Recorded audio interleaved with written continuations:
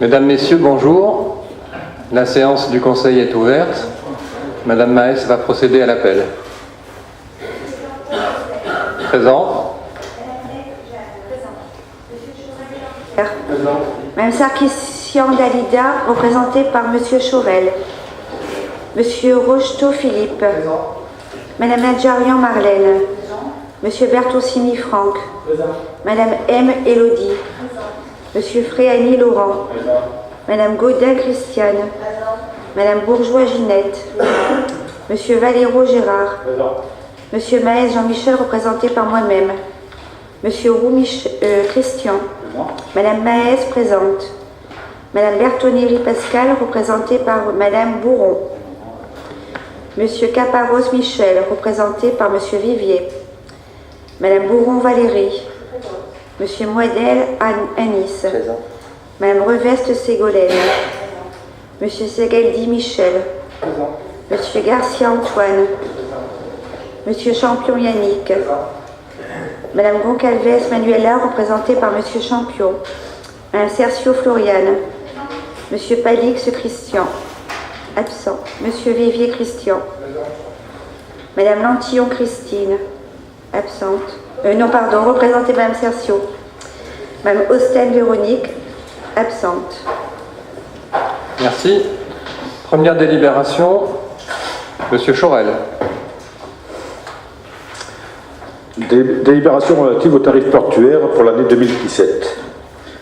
La gestion du port étant confiée à la SOGEBA, Société d'économie mixte, il appartient au conseil municipal de fixer les tarifs applicables à partir du 1er janvier 2017 dans le port de Bandol.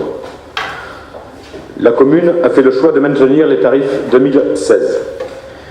Il est donc demandé au conseil municipal d'approuver ces tarifs à compter du 1er janvier 2017, tels qu'ils suivent, approuvés lors du dernier conseil portuaire réuni en date du 6 décembre 2016.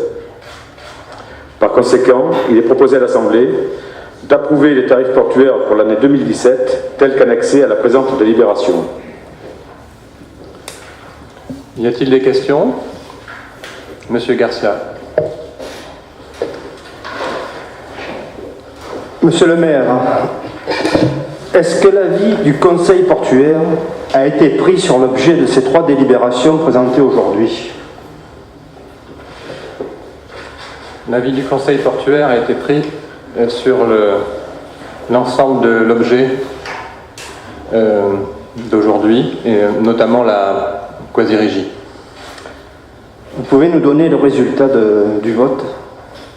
Ce n'est pas un vote. Pourtant, je vais vous lire quelques. Nous avons été informés par écrit et oralement par plusieurs personnes du conseil portuaire qu'il n'avait été procédé à aucun vote pour recueillir l'avis du conseil portuaire.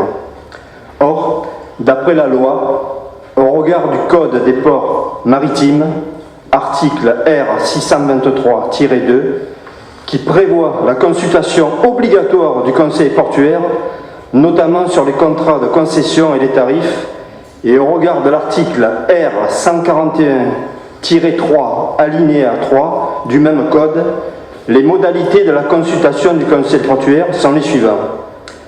Les avis sont pris à la majorité absolue des voix, des membres présents ou représentés.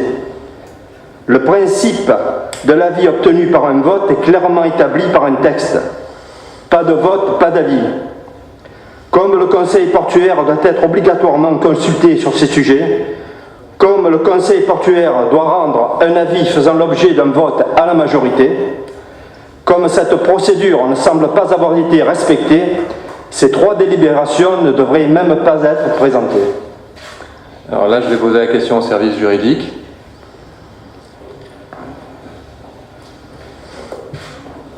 Pardon.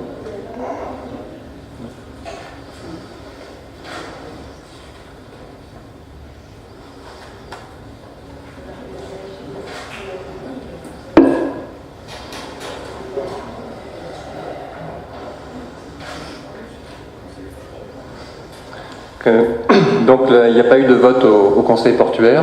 On va vérifier la légalité de la chose. Donc nous, on s'abstiendra sur les 3 délibérations.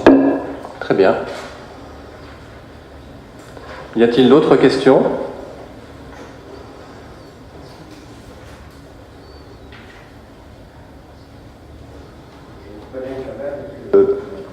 Vu ces dispositions, on risque la nullité. Ça, c'est une question que je pose également au service juridique.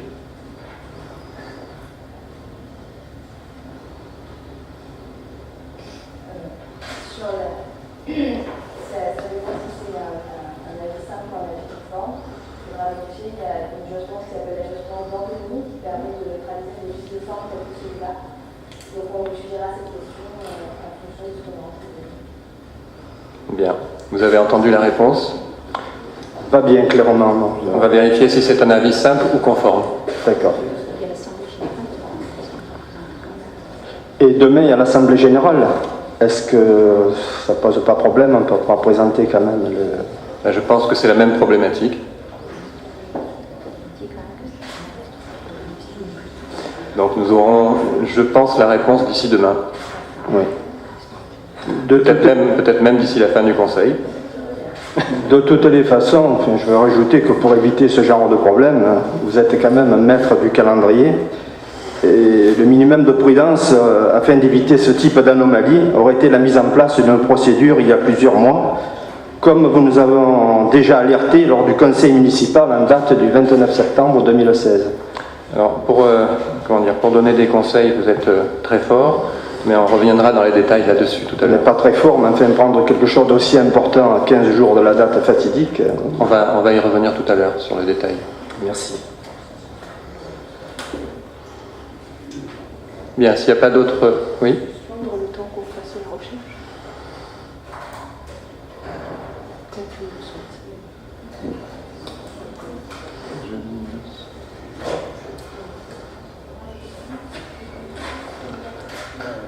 Bien, nous allons suspendre la séance quelques minutes.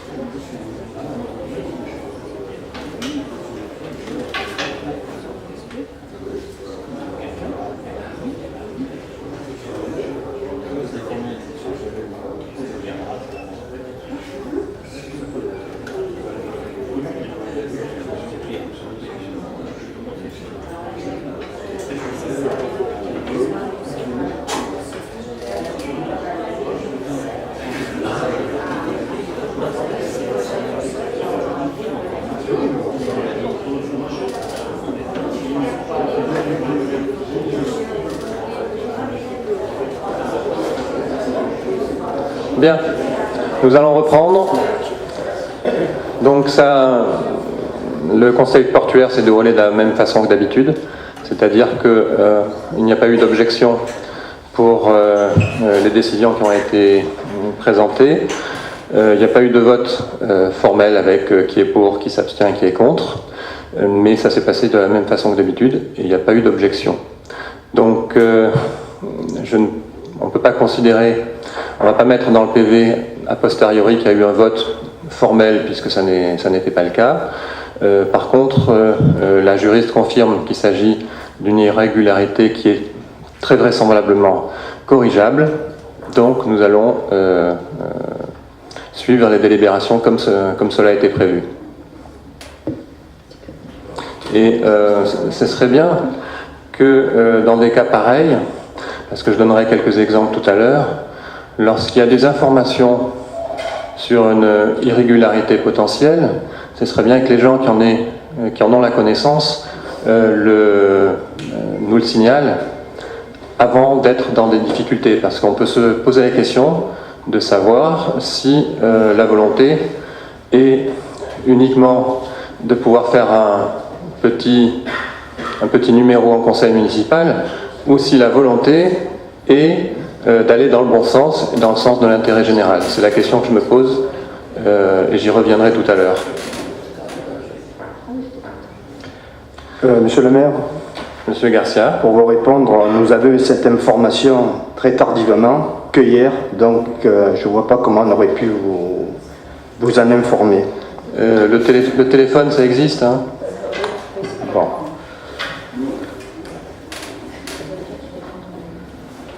Bien, s'il n'y a pas d'autres questions, nous allons passer au vote. Qui est pour? Qui s'abstient? Qui est contre? Alors, délibération numéro 2, Madame M. Oui, monsieur le maire, la délibération numéro 2 a trait à la modification de l'objet social de la SEM. L'article L 1524-1 du Code général des collectivités territoriales nécessite pour toute modification de l'objet social d'une SEM préalablement une délibération du conseil municipal qui va approuver cette modification. La commune a été destinataire d'une lettre du président de la SOGEBA le 6 décembre qui demandait cet accord préalable. Cette modification aura deux objets. Mettre en conformité l'objet de la SOGEBA aux missions qu'elle exécute et surtout se mettre en conformité avec l'article L 1521-1 du Code général du Code général des collectivités territoriales afin de respecter le principe de complémentarité. Car aujourd'hui, l'article 3 des statuts tel qu'il est rédigé, alors il est là depuis de très nombreuses années en cette rédaction, on a à la fois des activités qui peuvent attraire à la construction, à la gestion d'un port, et ce n'est pas conforme à l'article L 1521-1. Donc, lors de l'Assemblée générale extraordinaire du 16 décembre 2016, il sera proposé à l'ensemble des actionnaires de modifier en ce sens l'objet social de la SOGEBA. Toute opération se rapportant à l'exploitation et à la gestion du port de plaisance de Bandol dans le cadre d'une convention avec cette ville ou toute collectivité territoriale. Toute opération susceptible de compléter ou de faciliter les activités d'exploitation et de gestion portuaire, telles que vente de carburant et services de carénage pour les navires. Par conséquent, il est proposé à l'Assemblée d'approuver la modification de l'objet social de la SOGEBA, d'autoriser le maire à signer tout document afférent à ce dossier. Y a-t-il des questions?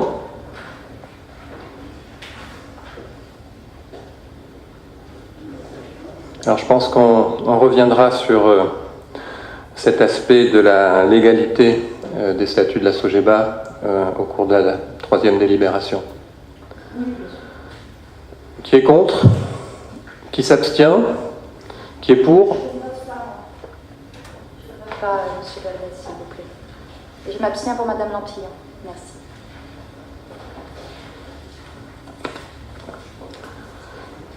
Troisième délibération, M. Chaurel.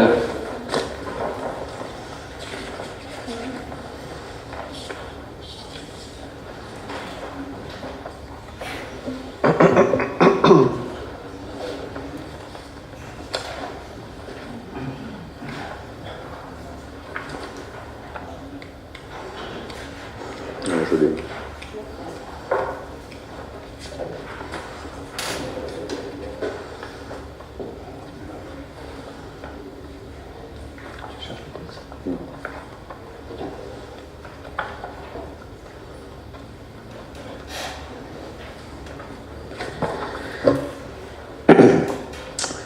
Donc, objet de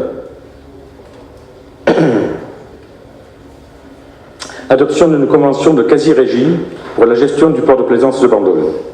Article 16 de l'ordonnance numéro 2016-65 du 29 janvier 2016.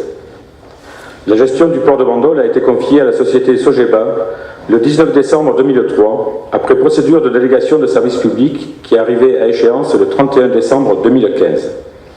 Un avenant a été conclu permettant de prolonger d'une année la convention, portant ainsi son terme au 31 décembre 2016.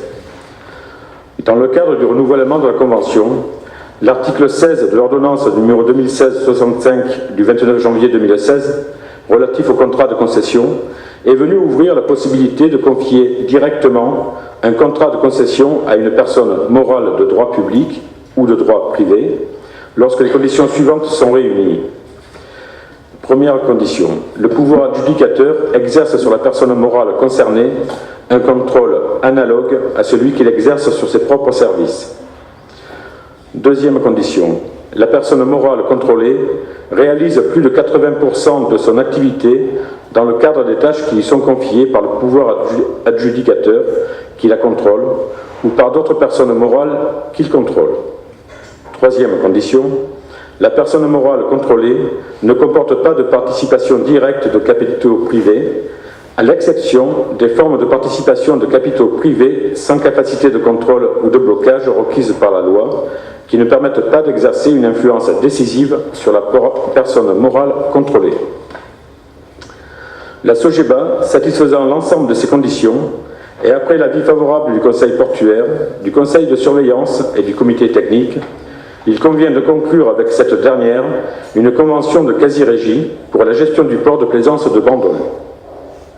Après avoir pris connaissance du rapport du maire et du projet de convention et après en avoir délibéré, il est proposé à l'Assemblée d'adopter ce qui précède, d'approuver le rapport du maire annexé ci-après, d'adopter le principe de la quasi-régie pour la gestion du port de Bandol, d'adopter la convention de quasi-régie pour la gestion du port de Bandol si annexée, d'autoriser M. Chorel, adjoint délégué au port de plaisance, à signer la convention de quasi-régie avec la SOGEBA ainsi que tout document y afférent. Merci. Je pense que vous avez tous lu le rapport du maire, donc mon rapport. Ce rapport est assez technique et valide juridiquement la décision de recourir à une quasi-régie. Donc on peut rentrer dans les détails, mais moi ce que je voudrais vous livrer, c'est un message plus simple, plus politique également. Ce que je voudrais dire donc en premier, ça vous le savez tous, mon but a toujours été que Bandol conserve la maîtrise de son port. Et lors de la première partie de la mandature, c'est-à-dire à partir de mars 2014, nous hésitions entre deux statuts juridiques, la régie et la société publique locale. Alors toutes les deux garantissaient la maîtrise du port, puisque dans les deux cas, on échappait à la mise en concurrence, donc aux conséquences de la loi Sapin, avec un avantage à la société publique locale, c'est en tout cas ce que nous pensions, une plus grande souplesse au niveau de la gestion, avec notamment une comptabilité privée.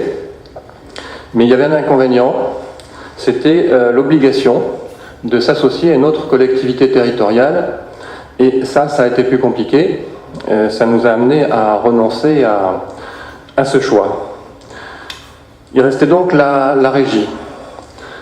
Vous savez que Bandol a connu une certaine instabilité politique pendant cette première partie de mandature, notamment en 2015, et la concrétisation de la régie ne s'est pas faite pour ces raisons-là, et la concession, la délégation de service public de la commune à la SOGEBA a été prolongée d'1 an.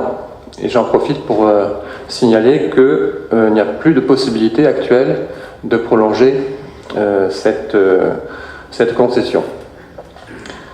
Une nouvelle majorité que j'ai l'honneur de diriger s'est dégagée des urnes en décembre 2015 et nous avons repris bien entendu ce dossier avec l'administration. Et là il est apparu une opportunité, c'est l'ordonnance du 29 janvier 2016 relative au contrat de concession, et l'opportunité c'était de recourir à une quasi-régie à la place d'une régie, avec les mêmes avantages que la SPL, c'est-à-dire l'absence de mise en concurrence et une plus grande souplesse de gestion, également avec une comptable de type privé. Et l'avantage par rapport à la régie et à la SPL, c'est que dans ce cas de figure, la SOGEBA persiste. La SOGEBA, la société d'économie mixte qui gère actuellement le port et l'immobilier, qui, à partir d'aujourd'hui, ne gérera que le port, la SOGEBA persiste, alors que dans les deux autres cas, la SOGEBA disparaissait, ou alors elle était limitée à la gestion de l'immobilier, ce qui n'était pas du tout sa vocation première. Donc, jusqu'au mois d'avril 2016, j'avais demandé à la fois aux dirigeants de la SOGEBA et l'administration communale de travailler à la fois sur la régie et sur la quasi-régie. Et à partir du moment où le décret d'application est sorti, au mois d'avril, j'ai demandé à ce qu'on ne travaille plus que sur la quasi-régie. Et c'est la raison pour laquelle vous avez sans doute remarqué qu'il y a eu un article dans le journal de Bandol au mois d'octobre, et il y était mentionné uniquement la quasi-régie, et c'était un article signé par Madame M. Ensuite, il y a eu un événement nouveau. Fin septembre, j'ai été alerté par un plaisancier sur le caractère potentiellement illégal des statuts de la SOGEBA. Alors, c'est un petit peu la remarque que je vous faisais tout à l'heure. Je suis assez partisan, je suis très partisan même du respect de la loi, mais parfois on ignore certaines choses, et le formalisme nécessaire n'est pas toujours respecté. C'est pour ça que, je le répète encore une fois, lorsqu'il y a une difficulté telle que celle que nous avons vécue tout à l'heure, ce serait mieux pour tout le monde et dans l'intérêt de la ville de me faire remonter l'information ou au directeur de cabinet ou au directeur général des services, de manière à ce qu'on puisse anticiper ce genre de problème. Donc je précise que cette information ne venait pas d'un plaisancier qui serait arrivé hier ou avant-hier, qui aurait pu découvrir une situation, mais de quelqu'un qui est là depuis de nombreuses années. Alors, comment ça s'est passé? Eh bien, j'étais forcément assez surpris, parce que la SOGEBA existe depuis assez longtemps, vous le savez, mais j'ai quand même vérifié à partir du moment où on m'alertait, surtout par écrit.